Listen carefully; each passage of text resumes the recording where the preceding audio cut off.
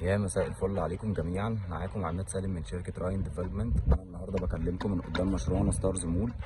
ستارز مول زي ما حضراتكم شايفين تم الانتهاء من الهيكل الخرساني بالكامل. احنا دلوقتي استلام فوري مبدئي، ان شاء الله شهر 12 تشغيل.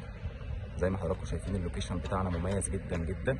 احنا على 3 شوارع رئيسيه، على شارع ال 75 متر شارع الخدمات، وعندي شارع ال 45 متر اللي الشارع اللي بنوضح قدام حضراتكم ده بيوديني على مقابل العماير السكنيه للمول على طول، بيوديني على البرج الايقوني.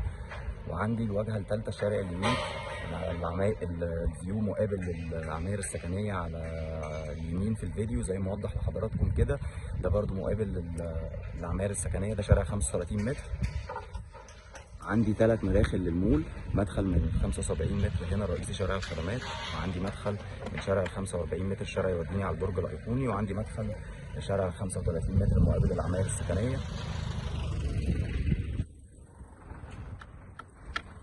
اللوكيشن بتاعنا مميز جدا جدا جدا زي ما حضراتكم شايفين.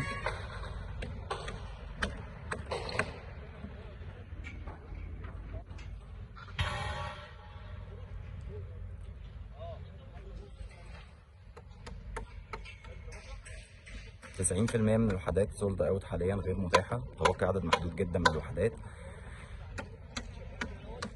حبيت اعمل لكم فيديو يوضح لكم المول بالظبط والشارع الرئيسي فيه والواجهات بتاعته والفيو.